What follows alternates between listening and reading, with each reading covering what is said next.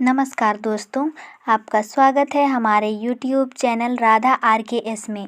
आज हम आपके लिए जितिया की एक बहुत ही अच्छी कथा लेकर आए हैं। तो चलिए शुरू करते हैं आज की कथा। बहुत समय पहले की बात है। नदी के किनारे बहुत बड़ा एक पाकड़ का पेड़ था और पेड़ पर बहुत पक्षी का घोंसला था और पक्षी जो थी पूरे रात दिन चहचहाते रहती थी।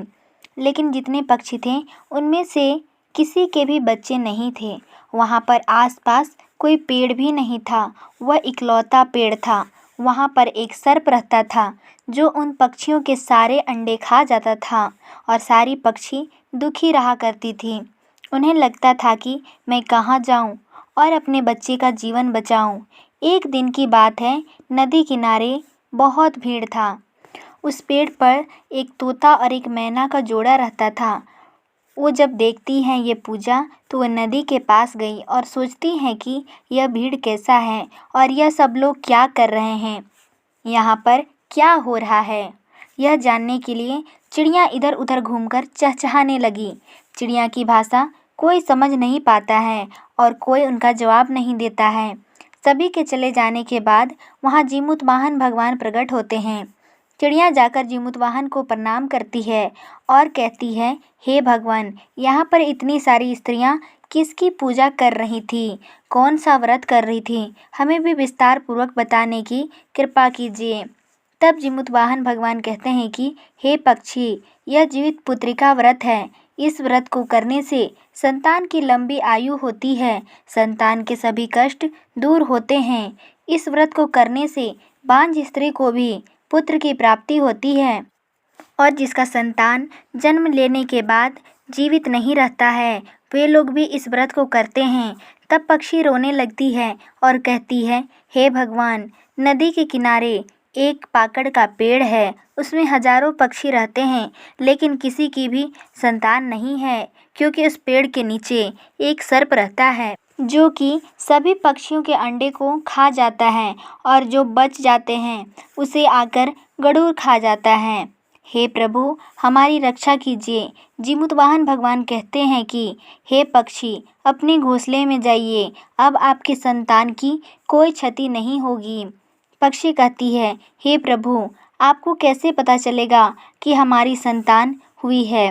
तो भगवान कहते हैं कि जब तुम लोगों के अंडे हो जाएं तब मुझे याद करना, हम वहाँ स्वयं आकर तुम्हारे संतान की रक्षा करेंगे। चिड़िया स्नान करती है और खुशी खुशी अपने घोंसले को चली जाती है। कुछ दिन बाद वह फिर सारी चिड़िया अंडे देती है। फिर वो सभी जीमूतवाहन भगवान को याद करने लगती हैं और कहती है कि हे जीमूतवाहन भगवान, हम सभी ने तो अंडे दे दिए हैं, लेकिन अब वह दुष्ट सर्प और गरुड़ आकर खा जाएंगे। इतने में सर्प भी और गरुड़ दोनों आ जाते हैं और साथ में जीमूतवाहन भगवान भी आ जाते हैं। धीरे धीरे सांप उस पाकड़ के पेड़ पर चढ़ने लगता है तो कुछ चुभने जैसा उसे महसूस होता है। कुछ ऊपर चढ़ने पर उसके शरीर में घाव हो जाते हैं और उस पर चींटियां चढ़ जाती हैं। अब सांप छटपटाता हुआ नीचे उतर जाता है। सांप को छटपटाता हुआ देखकर भगवान जीमूतवाहन उससे पूछते हैं कि क्या हुआ नागराज, आज पेड़ पर क्यों नहीं चढ़ रहे हो। तो सर्प कहता है कि हे भगवान, मैं इस पेड़ पर चढ़कर सारे अंडे खा जाता हूँ, लेकिन आज मैं इस पेड़ पर नहीं चढ़ पा रहा हूँ और आज ये मेरी कैसी दुर्गति हो गई है।